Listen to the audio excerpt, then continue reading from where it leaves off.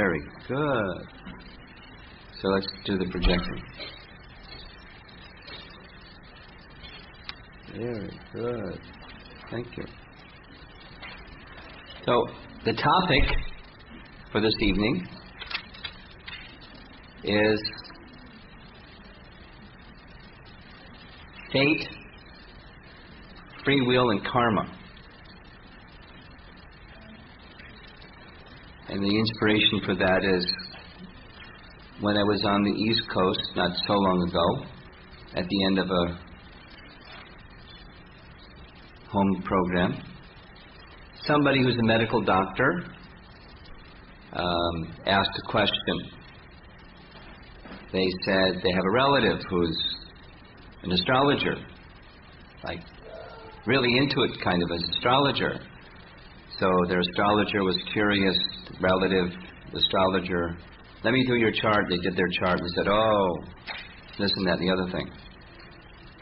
And then went into this message, like his conviction that everything is already predestined.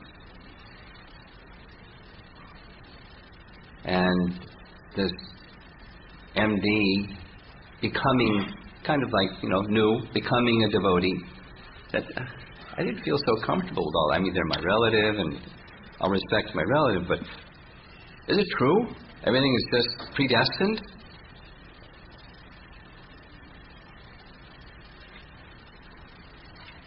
That's our topic. What happened to the verse? Can you show the verse again? Thank you. I like the verse better.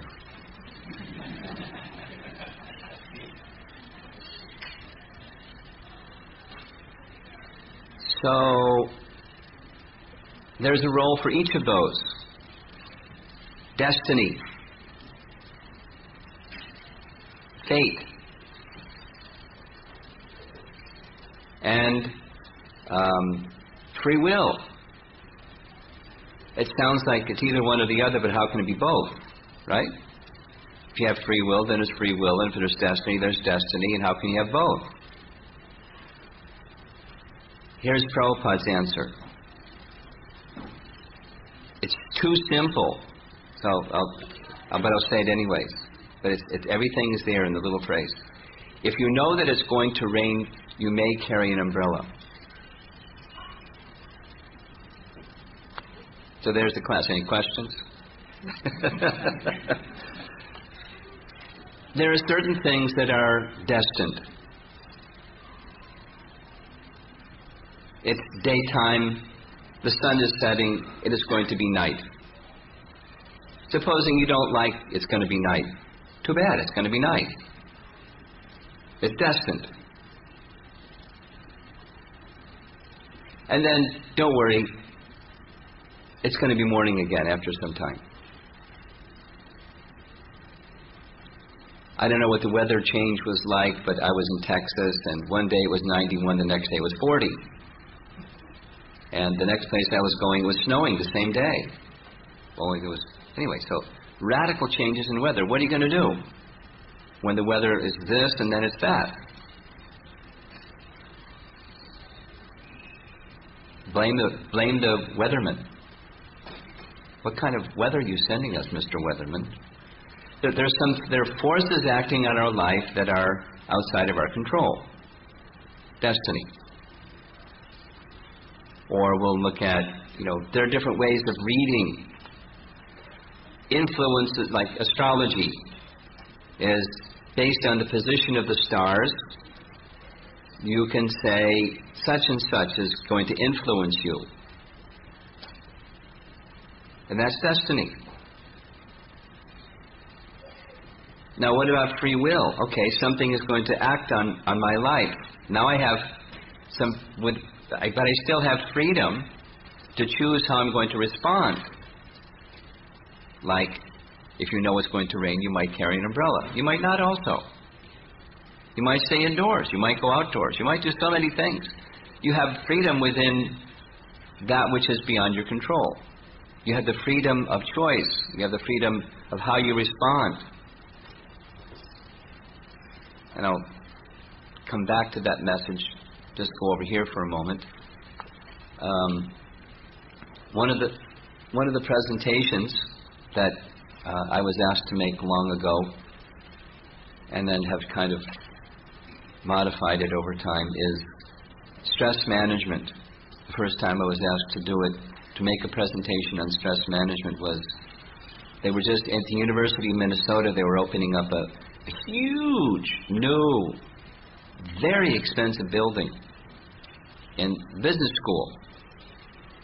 And I forget the name of the person, but like a recent man who became like mega wealthy person, the something school of business, the man that donated all the money for the school of business, they named it after him.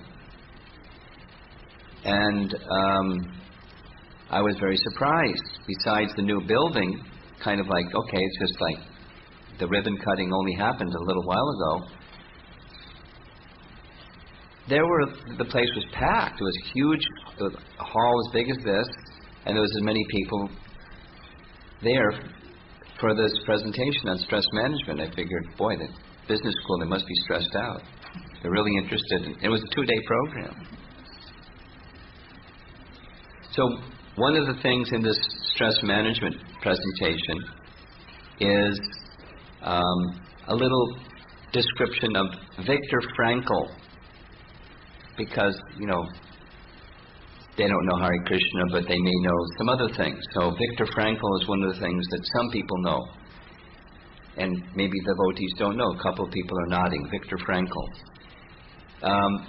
He wrote a book called Man's Search for Meaning. Viktor Frankl was a Jewish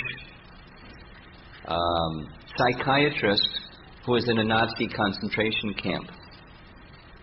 And the book is about his experience in the Nazi concentration camp.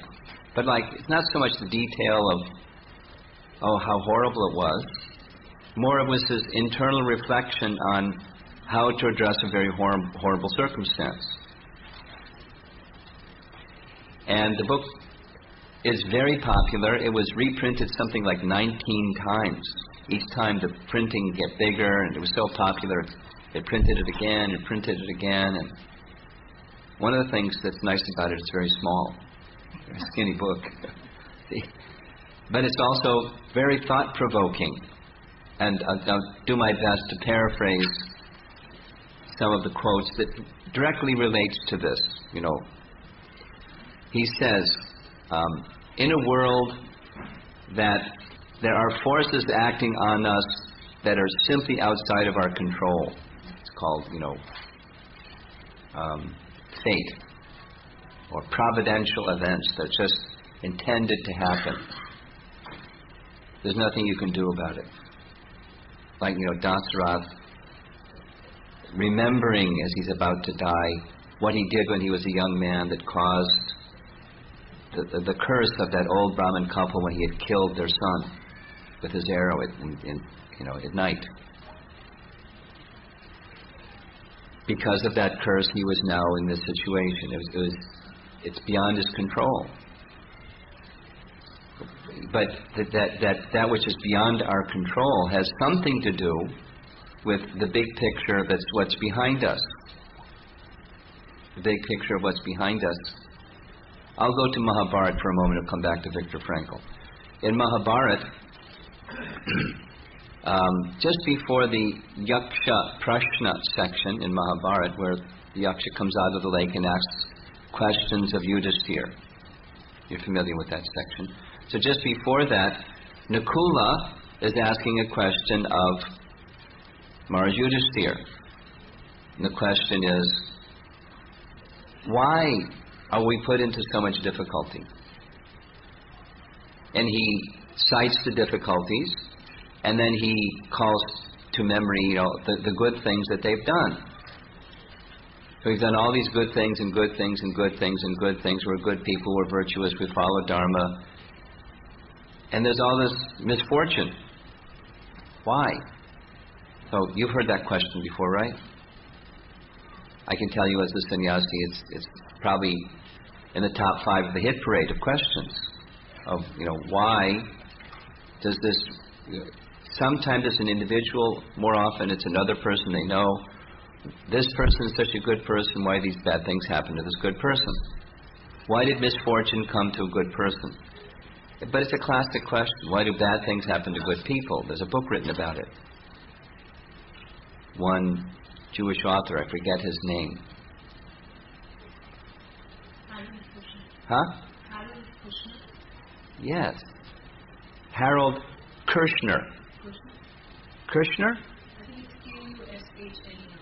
Okay, it sounds almost like Krishna. That's one thing I know. Harold, Hare Krishna.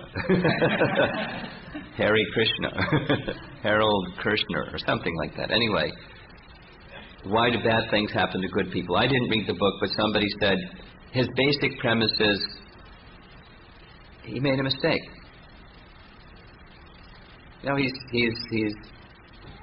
He made a mistake. God's good. God's all good. But, sometimes he makes a mistake. Something like that. That's why bad things happen to good people. It was a popular book. A lot of people like that idea. So, somebody's got their phone on? Maybe it's me.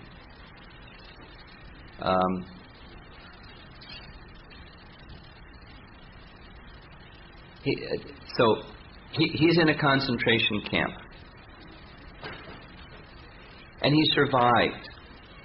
And he explained in the book, the reason he survived, he felt, is because he was heavily invested, deeply invested in a calling or a purpose. His purpose was, when he got on the other, when the whole ordeal was over, he would then be able to help people who were under different circumstances of stress in their lives address the stress in their life by his own experience of how to address stress. And his premise, one of his premises is, there's something that can't be taken away from any individual, and that is their choice of how they're going to address the circumstances that life presents it, in circumstances that are beyond your control. So there's circumstances beyond your control. That's destiny. And then there's free will. You can choose, and that's something no one can take from you. Even Krishna doesn't take from you. It's intrinsic to the soul. Free will is there. So, back to Nakula. The answer that Yudhishthira gives is, you're thinking of the 12 years, I'm simplifying, but you're thinking of the 12 years in exile. And we've been good and good and good. But there's a big picture. Not just this lifetime, but previous lifetimes. And the big picture is, something's back there. We may not know what that something is, but there's something back there that's bringing the misfortune. So, although you're not seeing the big picture, you're seeing the small picture, understand for sure there's some cause behind the effect. That's the destiny. And that this verse that's projected up here is indicating, and the last line, Sada Sadyoni Janmasu, where the good fortune and ill fortune were the cause. So the first part, Purusha Prakriti Stohi Bhunkte Prakriti Jan Gunan. The word Purusha in this case is not Mahavishnu, it's the living entity who thinks he's Vishnu. Purusha, the so-called Purusha, the imitation Purusha, the one who's trying to be the enjoyer of Prakriti is Purusha. Prakriti so, he, who is situated, ta means situated. Prakriti ta. The living entity who is situated in Prakriti, trying to be the enjoyer of Prakriti. Bhunkte, enjoying. Bhunkte, Prakriti Jan Gunan. So, the translation, the living entity in the material nature thus follows the ways of life, enjoying, well, he's trying to, enjoying the three modes of nature. So that's the picture. Living entities imitating God within the field of material nature, trying to be the enjoyer of material nature in a variety of ways according to the modes. That's us. And then the second half is karanam guna sangosya, guna sangha, association with the modes. Karanam guna sangosya, the association that we have with the modes of nature is our choosing. That's a free will. We can choose this or that or the other mode of nature. We don't have to be conditioned by anger, for example, or lust, or greed. But they're pushing us for sure. That's the outcome of our previous choices. By our previous choices of association with the modes of nature and the activities that we've done, we get a body. Krishna says that in Bhagavad Gita. According to the guna and karma, chatur varnamaya shrishtam guna karma vibhagasha. According to the guna and karma, back there, the previous, what we've done, according to our previous activity and choices of modes of conduct, we are awarded a body with a certain disposition, a psychophysical nature. And that's the destiny that we've created. Sadasat yoni janmasu. Yoni means a place of birth. Yoni is the womb of the mother is yoni. But it means, the material nature is the yoni, the place of birth of good fortune, ill fortune. And that's determined by the choices that we've made. And so destiny is coming our way, and now we're continuing to make choices. The destiny is what's coming our way from the previous choices, and now we have the choice of response.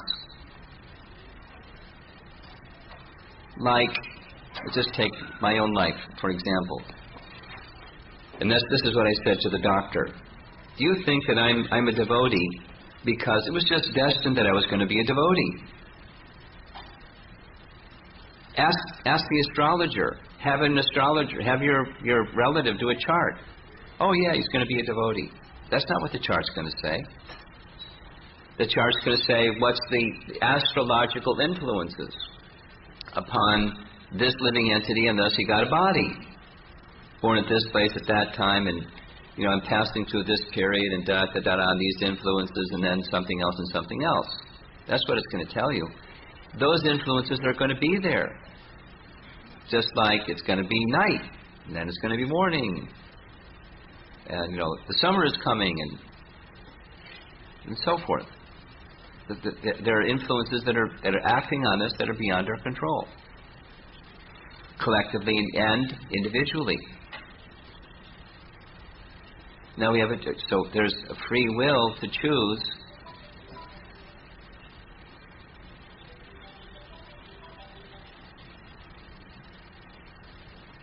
Embarrassing, isn't it?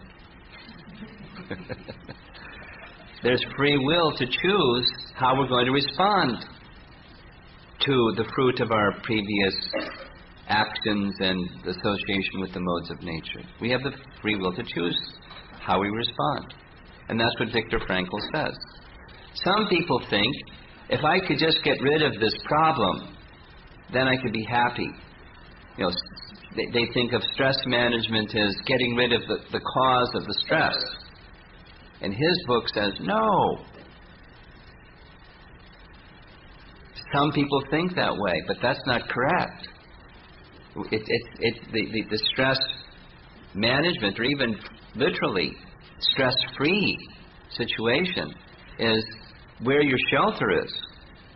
If your shelter is out there, I'll give another example. So I was at a program at Washington University, recently. That's in St. Louis. And there was a Chinese student who was attending the program, and he asked the question, can you give a definition of happiness? So I was thinking, from his perspective, there's two kinds of happiness. One of them is, the happiness of this configuration of duality as opposed to that one. This is happiness and that's distress. And one man's food is another man's poison. You've heard that phrase. Some like it hot, some like it cold. You know the rest of it? Some like it in the pot 3 days old. That's the mode of ignorance, by the way. So there are modes of nature, and people like different things according to the modes of nature. So that's one sense of what's happiness that I respond. That's one idea of what happiness is, and that's not happiness. And then I express there's a certain kind of Buddhism that you're probably familiar with because you're from China, and I don't know how to pronounce the name, but the way it translates into English is the land of bliss. And there's a certain aspect or form or name of Buddha, and persons that are followers of Buddha but they haven't yet fully attained nirvana, they go to that place, and it's the place of bliss. He said, yeah, how did you know that? He said, okay, so it says it's one of the teachings in Buddhism, or at least a certain type of Buddhism. And it's kind of like, but it's still material. And he said, yes, it is. Because beyond that is nirvana. What's nirvana? Nothingness. It's where you go before there's nothingness. So happiness isn't nothingness. Happiness is somethingness. So the land of bliss, that's another idea of what happiness is. But there's the Vedic conception, or the Bhagavad Gita conception of happiness, is love, where the interest of the beloved and their happiness is my happiness. And that's only going to be achieved with a spiritual conception of myself as a spirit soul, and God as a supreme spirit soul, supreme person, in a loving relationship with that supreme person. Or Rishikena Rishikesha Sevanam, using my senses to please the master of the senses. That's happiness, because the happiness is their happiness. And the happiness of love is the greatest happiness. So we have an opportunity to choose conceptions of happiness. And the material conception, the trying to get out of the material conception, and the transcendental conception. You with me? Even in an atmosphere where there are influences acting upon us that are beyond our control, and we may, by the first conception, look at them as misfortune, one can still be in a position of happiness. Or we can choose, at least, just to stay with the topic. There's free will choices available to us when it's going to rain, or when it becomes night, or when some calamity comes your way, or some misfortune comes your way. And depends on where your shelter is, what your standard of happiness is, how you perceive and how you respond. Go back to Viktor Frankl. His idea was that when I'm on the other side of this horrible situation, then I'll be able to help other people. That's my calling. That's my purpose of life, is serving others in this particular way. So in the book, he gives this little example where they're confined in like corrugated steel, like the ones that the steel goes like that, back and forth like waves, just like in tin boxes, one next to another, next to the other. So like solitary confinement tin boxes. And at a certain time of the day, at a regular time of the day, there's a rattling of keys. The soldiers would pass by and rattle the keys and jiggle the locks to strike fear in the hearts of the people that were inside, because some persons were going to be selected to be dragged off to the gas chamber. It was torture. I mean, mental torture, just physical torture being in the box, and mental torture that who's going to be next. And then, the chain would jiggle, the lock would open, and he said, and you would hear someone screaming as they were being dragged to the gas chamber. And all the other people thinking, oh, what a horrible thing, at the same time, at least it wasn't me. And then it would happen every day. Awful. So one day, sure enough, they came to his door.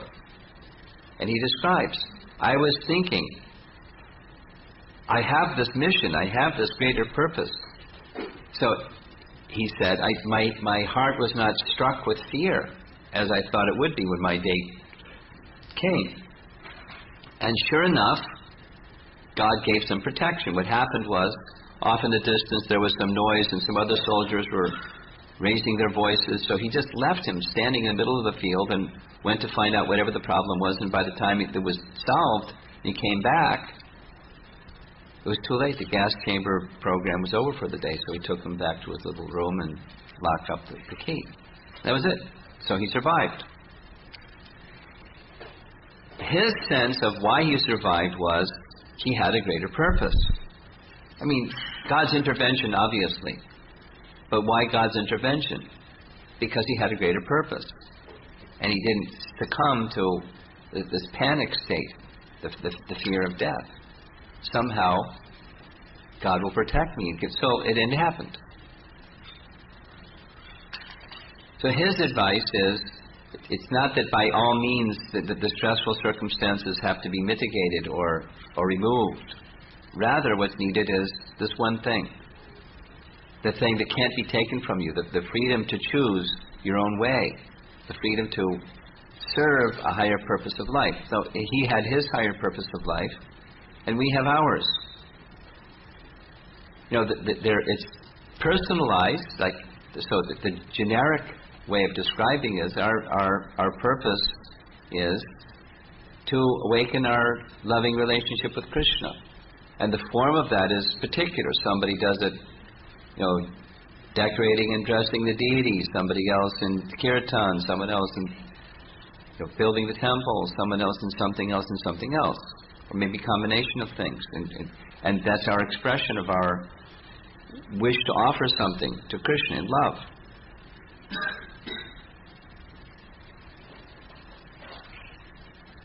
When the Krishna Balaram temple in Vrindavan was opened, even before it was opened, there was a little lady, like a village, a Brijbasi lady, kind of obscure, nameless Brijbasi lady, and she would, knowing that the deity installation was coming, she personally went and got Jamuna water that could be used for the Abhishek. And the day after the installation and thereafter, every day, in clay pots, she would bring 2 or something, maybe it was even 3, like stacked on her head or something, clay pots, and just leave them by the pujari door. She wasn't asked to do it, she just did it. It was her seva to Krishna Balaram and Radha Sundar. And then one fine day, the pots didn't show up. And the devotees were very curious what happened. They found out the lady expired. She left her body. And Prabhupada said, for that service, she'll go back to Godhead. Now, we don't know if she was chanting 16 rounds and etc., etc. But she was serving. Prabhupada made that statement. For that service, she'll go back to Godhead. So that's our mission, isn't it? to go back to Godhead, but to be in service to the personality of Godhead. Let our body, mind, and words be used in service to the personality of Godhead, according to our psychophysical nature. So someone can do this way, someone can do that way, and we all, in a collective manner, we serve the personality of Godhead according to our nature, in a coordinated fashion, under some direction from some authority. And that's our mission. That's our higher purpose. With that higher purpose, when your goal is very clear, then when obstacles to achieve your goal come, it's just, how do you see it? It's part of your service. There's just varieties of opportunities to serve Krishna. It may not be how you planned it, but if Krishna has another plan, then it's just you take Krishna's plan of how to serve Krishna, but the goal of pleasing Krishna through your service is still there. Free will is operative at every moment. Say it, same thing, different way. We're making free will choices every moment. At the same time we're making free will choices every moment, the past free will choices that we made are acting upon us. One doesn't cancel out the other. Because there's some destiny, I have no free will. Or because I have free will, there's no destiny.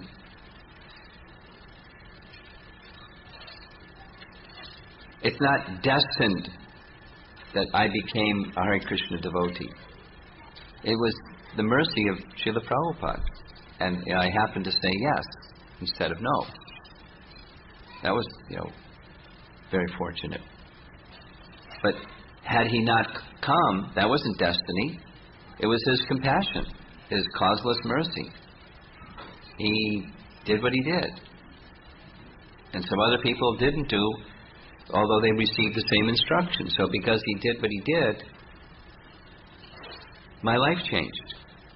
That doesn't mean because my life changed, the past, my chart changed. That's still the same chart. I was born at a certain latitude, longitude at a certain moment. So the stars, and there's other ways to read influences that are acting, palmistry and other ways. It's just signs that indicate something. That's all it is. It's a science that people know the signs that indicate something. Some people know the science, some people don't know the science. But it's just a way to read influences that are acting upon us. But those even the influences, besides how we choose, the influences can change by devotional service. And that's not destiny. Prabhupada's explanation, somebody said, Prabhupada, is palmistry important? I gave you the response about astrology. If you know it's going to rain, you may take an umbrella. That's the astrology response. And the palmistry response is, go to Arti and clap your hands and the lines in your hand will change. Your destiny will change by taking part in devotional service. So we may and we may not have some interest in what are the influences that are going to be acting upon me. What's my chart? What's my palm reading? But it's not so important. That's our founder Acharya's take. Not so important. We may use it, let's say, in considering marriages. We may consult an astrologer. Good luck finding a good astrologer, for starters. Anybody been through this one? Because I've had some experience. Ask 3 different astrologers, you get 3 different answers in the same chart. If you get something that's close to the same reading from 3 different astrologers, that's remarkable. And who's right? This one, that one, or the other one? Take your pick. I'm not being facetious. That's my experience. And you try to get, the best, and still you try to get the best, and that's what happens. It's something like, read Bhagavad Gita, not from Bhagavad Gita as it is. Good luck. It's still Bhagavad Gita, but different people have different readings of the same text. So there are forces acting upon us. There are providential arrangements that are coming our way. We have free will at the same time. And the karma can change. The destiny of what's due to us for our past deeds can change.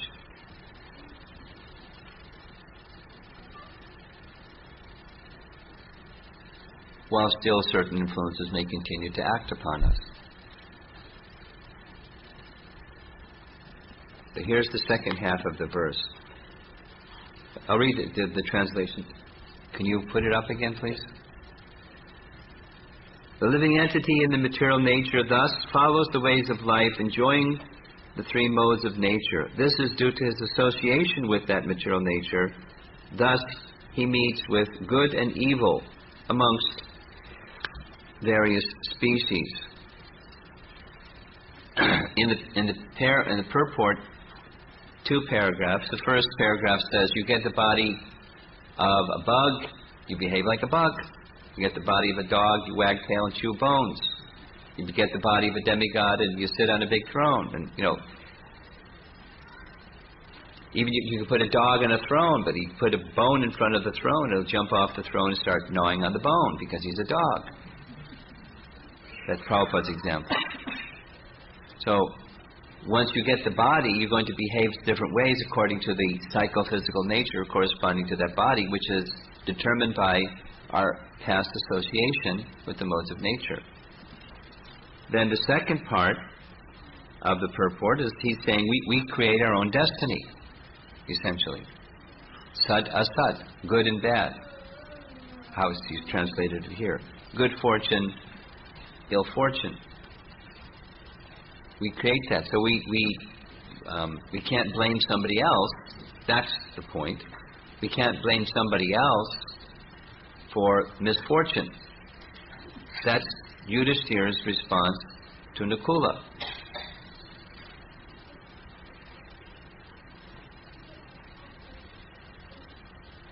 Don't look at the short-term picture. There's the big picture, like many lifetimes, big picture.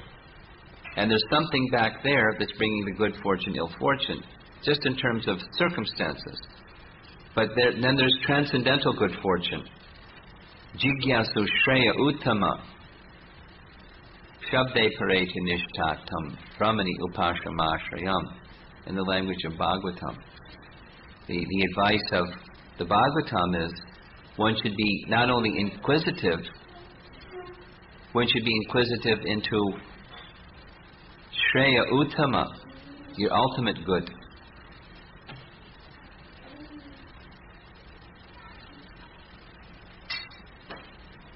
That's transcendental. And that's a free will choice also. It's a free will choice that's available when one has received some intervening descending mercy.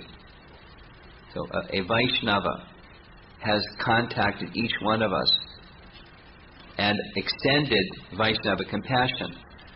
And because they extended Vaishnava compassion, we had the option of a free will choice of saying, I accept that compassion and the fruit of it. Let me act within that very kind gesture that you've extended. And then we can grow Krishna consciousness or grow the life and devotion to Krishna. But it begins with Vaishnava compassion. And that's a free will choice for us to make also, to say yes to receiving Vaishnava compassion and also to extend that Vaishnava compassion to others. It's a free will choice. It's not a destiny item. Okay. So see if you have any thoughts you'd like to bring up or discuss on this topic. Destiny, free will, and karma. Yes? How Maharaj, how does Krishna's mercy come into this dynamic of karma and faith? Our reaction, our reciprocation with Krishna's mercy and devotee's mercy, I understand that dynamic, but in respect to karma, if that something happens to the devotee, how can you say that it's Krishna steering the wheel of the devotee's life, or is it his karma? Your question was very complex and kind of mixed up. So here's a principle. Two principles. When you take up devotional service, you're in the care of the internal potency. That's one principle. So if something happens while you're engaged in devotional service, that's not karma. It's the internal potency acting. The internal potency acts in such a way, Prabhupada described, that things that are in our past are presented before us as a token reminder of our past. He gives the example. Supposing you should break your arm. So you get a little, slap on the, like a little, oh, as a token reminder. Just don't forget, a little while ago, a minimization reminder from Krishna. Don't forget.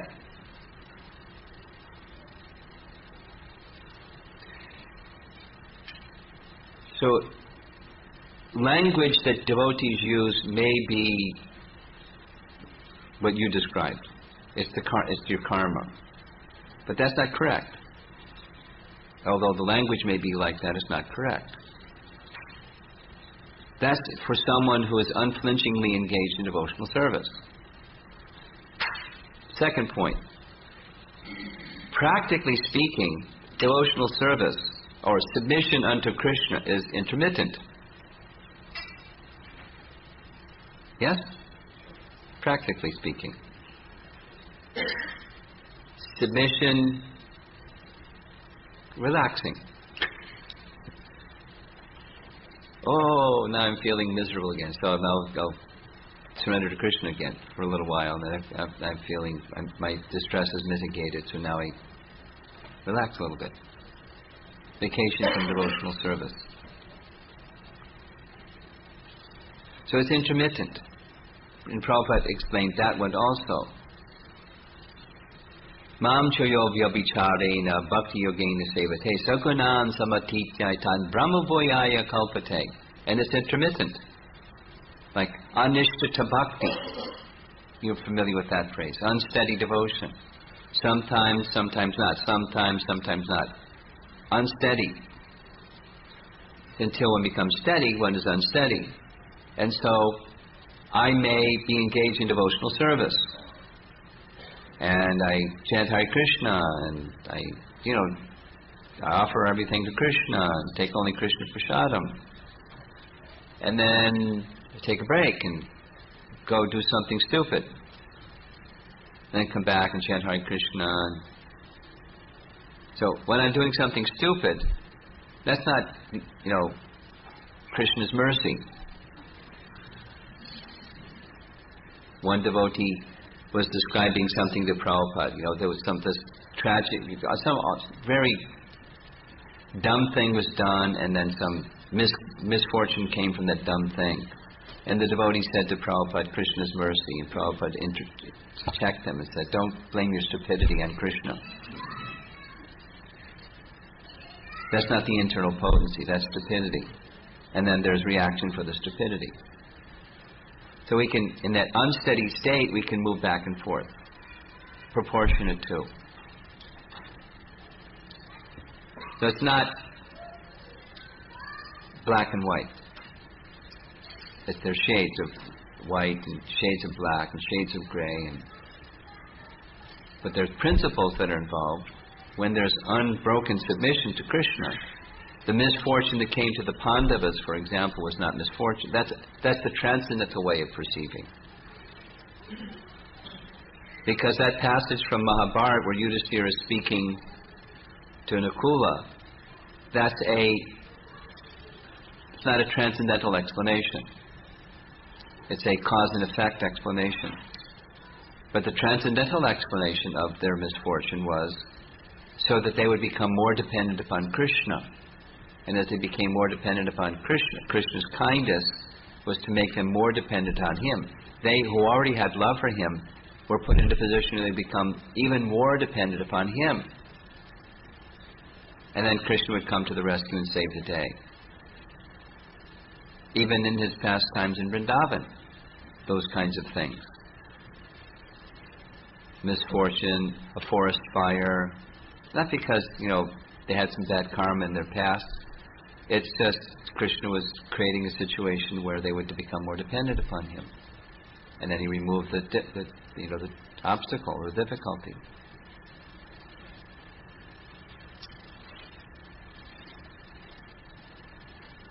Yes.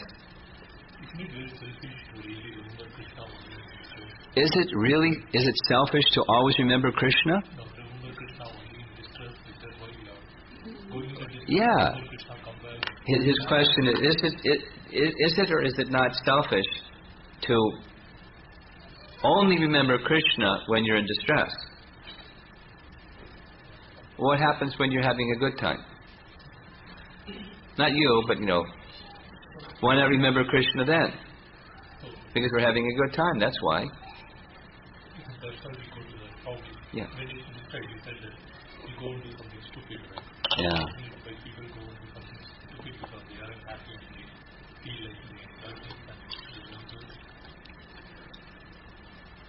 Yeah. Yeah. That's a separate question. How do you come out of the cycle? Through association and cultivation. Association with those who are either out of the cycle or on their way out of the cycle, and through that association we can similarly develop that quality and cultivate it without becoming complacent in between.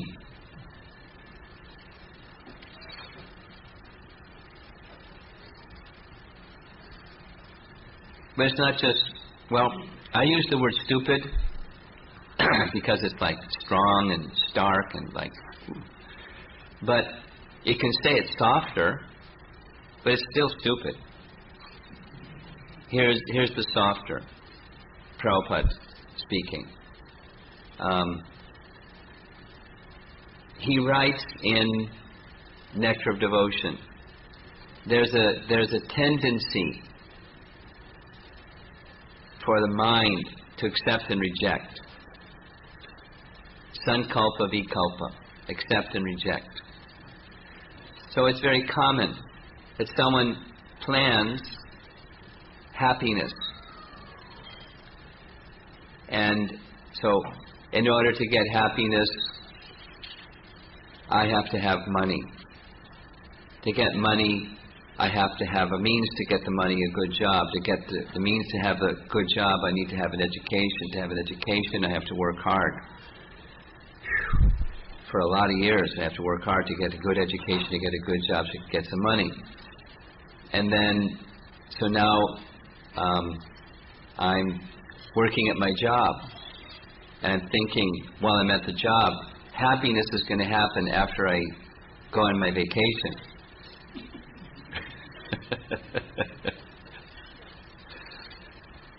And then it rains. Or something, or 10 somethings. And then, it's like children. They're not here. There's a few children. They can't wait till summer vacation. By the time summer vacation is over, they're really eager to get back to school. Because, I'm bored. I want to go back to school. It's the same. We schedule it. 5 days of work and 2 days of. In some cultures, it's 6 days of work. In China, it's 7 days of work. They really like work, and anybody that works with Chinese people know what's that like. They're in the office or the lab or the research, for 15, 16 hours every day, and they love work. Korean people. Anyway, so It's a different ethic, different modes of nature. But sankalpa vikalpa, it's the mind, accepting and rejecting, working hard, enjoying the fruits of my work. Now I want to go back to work and get some more fruits. I can enjoy more. It's just that vacillation. It's the mental plane. So devotional service can be regarded in the same way if it's done from the mind. Apply myself in devotional service and then enjoy the fruits of how I applied myself in devotional service. Take a break. So Prabhupada described it this way. If one thinks, I've worked very hard in devotional service, I deserve a break. Uh-oh. There's no break in devotional service. It's eternal. But if one thinks like that, Prabhupada described, it's not like then the person has to think the thought, okay, now a little bit of Maya. He said, no. Immediately Maya is there. As soon as there's some slackening, immediately Maya is there, engaging oneself in Maya, Mayic activity, like this intermittent thing. So it's where we direct our free will, submission unto Krishna, free will. And as soon as there's slackening in that, then that's a choice too. And it's an invitation for Maya. We don't have to say it. It's an invitation for Maya. Maya comes at once. He gives the example like when you turn your attention away from light. It's shadow. You don't have to wait. Okay, now shadow, you can come. Immediately it's there. So that's our free will. It's a short leash. Krishna, or the absence of Krishna. And there's varieties of absence of Krishna. And within the realm of devotional service, there's varieties of devotional service. But the principle is Krishna. And Krishna's happiness. And then there's varieties within that. Something else? Yes. Maharaj, how does the demigod worshipper's destiny get changed? How does demigod worshippers' destiny get figured into this?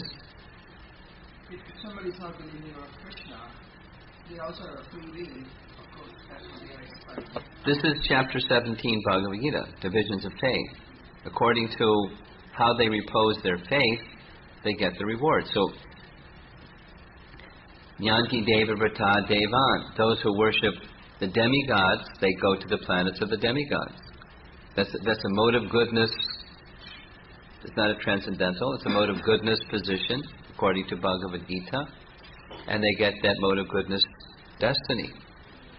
And in between, their piety increases in this life and prosperous in this life, and then heavenly planet in the next life, and then exhaust their piety and come back again to this plane. Kshine punye marcha lokam vishanti. If one doesn't have faith in transcendence, one will have faith according to the modes of nature. Yes? So Maharaj, during the class you said that you give the credit to Prabhupada for giving. You said that it was His mercy that you were here.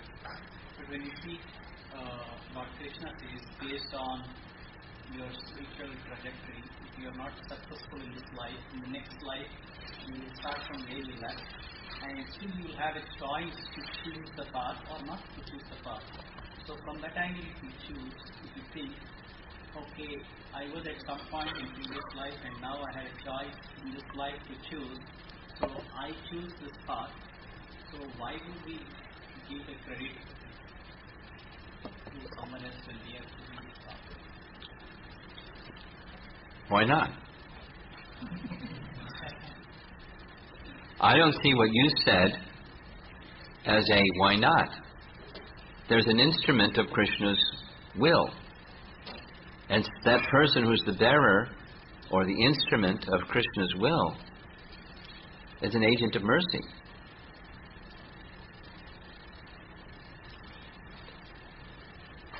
I'll say the same thing in a different way.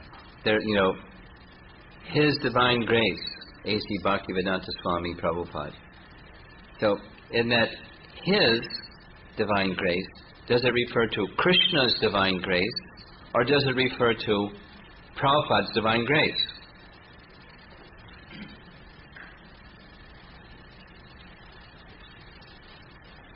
Some person can say Krishna's. Most persons would say his divine grace.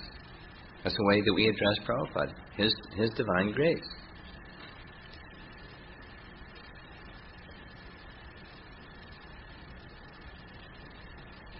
Either way,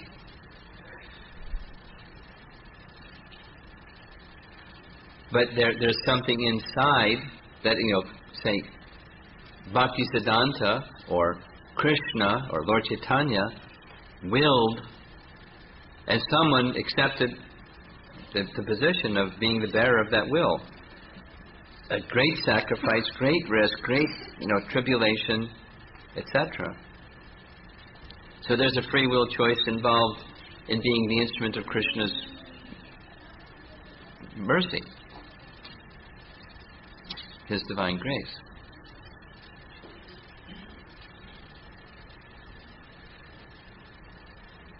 All right? Yes. You got to speak up because you're way in the back. You mentioned that free will, we are making decisions all the time. So, let's say in a particular situation there is a A and B choices to do, and we choose to say B and it's the wrong one. So you mentioned also that maybe Krishna interferes in our decisions, but does he know that we're going to take this decision even in the wrong one? Or he doesn't know which one we're going to take? What do you think? Well, he knows everything. He knows everything, so why are you even asking the question? So, then here comes the next question. I'll help you with the next question. Or at least maybe many people ask this. If Krishna already knows, then what's the question of free will? Is that the question? no. No. Why, if normally we take the wrong decision, why Krishna doesn't help us? Oh, he does. We just ignore him. And he doesn't interfere with that if we want to ignore him. He, within, we can list like a number of ways in which Krishna helps. From within the heart, he's saying turn left, and you turn right. Or there's, as far as there's scripture, there's representatives of God, there's God in the heart, there's brahmanas, there's so many resources to help us understand how to make the right decisions, and we make the other kind. Out of conditioning and, in short, out of ignorance, out of ignoring Krishna.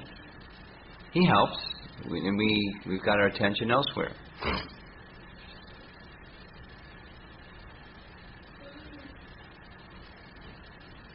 He helps. Your question was, why doesn't he help? He helps. Come on, you had a situation ever in your life where you're advising somebody and they'd make a different decision? Sure. Well, how come you didn't help them?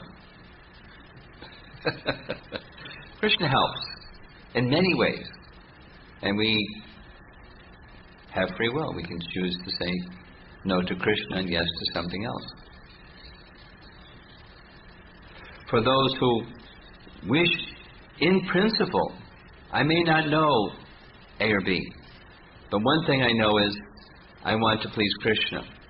Then Krishna, the help comes because I'm receptive for it. It's always there. But because when receptivity is strong, the help is there.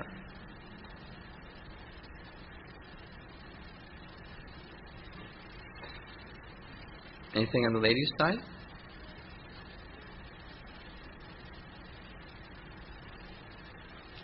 Yes.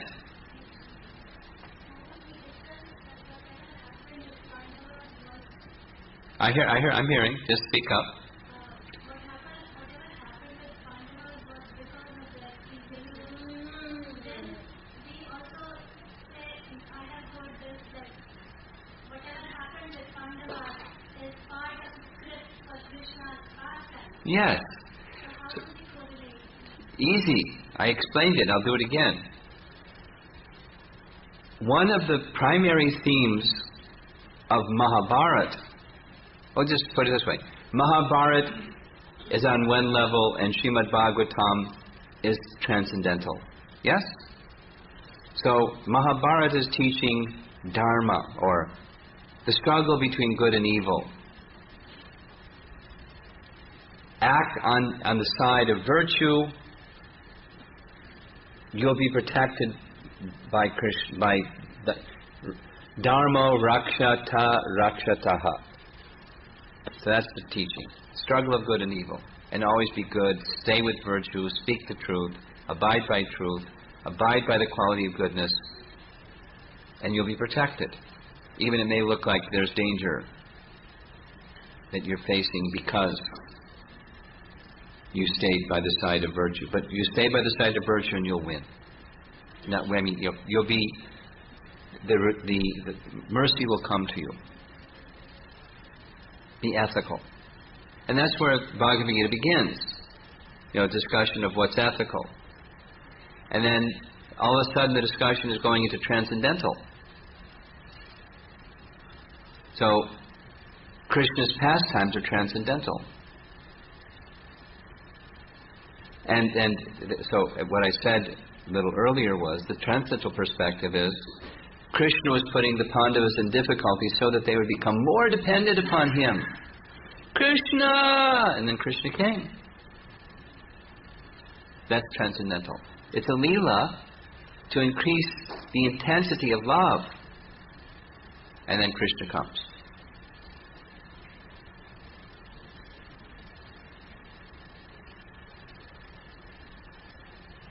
That's a transcendental explanation in contrast to, or in comparison to, a mode of goodness, dharmic rendering.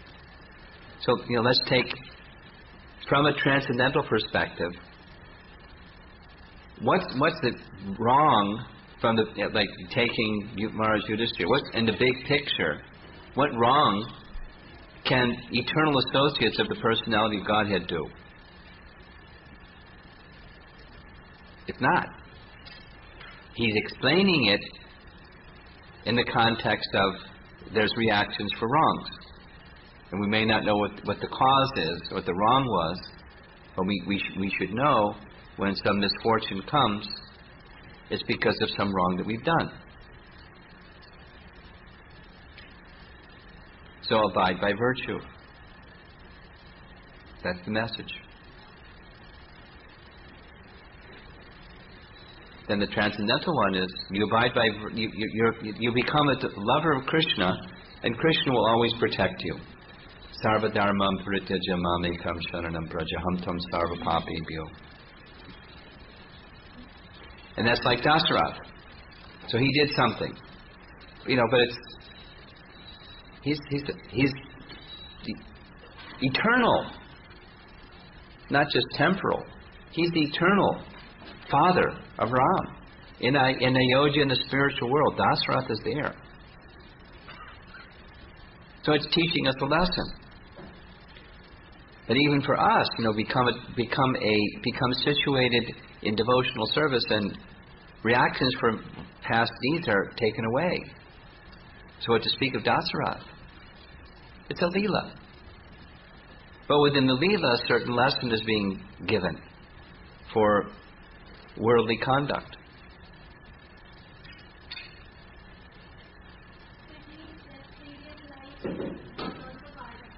Huh? Yes. It's part of the purpose of Mahabharata to teach us a lesson that Yudhishthira says what he said. But they're eternal associates of Krishna, all five of them.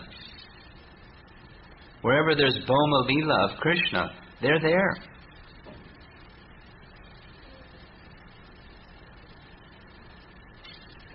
And part of his Bhoma Lila is to teach people of this world, stay in the quality of goodness. So Yudhisthira speaks the way that he spoke. But it's helpful. Part of the reason for giving this example from Mahabharata is, from time to time we're all called upon, most likely many times, multiple times in the course of our life, to help pacify somebody who is grieving over some misfortune that came in their life or to someone dear to them.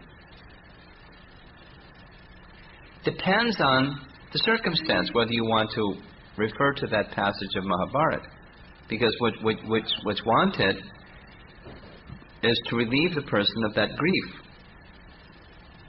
For some persons that are a little more elevated, knowledge can help them.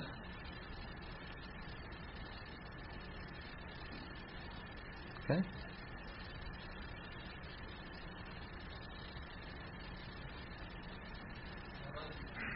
it possible that Krishna could cause forgetfulness of himself in a devotee's mind temporarily, so that... Sure. If you're a pure devotee, don't imitate. But sure, that's what happened to Arjuna. That's what happened to Maharaj Parikshit. That's just two immediate examples. Okay? Yes? Is it true that karma is only accumulated in the human form? Karma is only activated. Karma is only generated. Yeah. So why not in higher or lower forms? Don't they have... In lower forms, they're just simply living out the fruit of their karma. Or the higher forms? Like demigods, what? Brahma, for example, the people who... Yeah, they get reactions for their misdeeds, as do we. They generate new ones. Okay?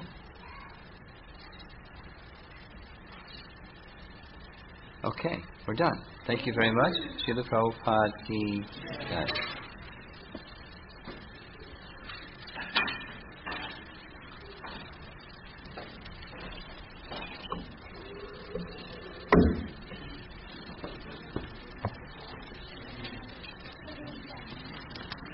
Thank you.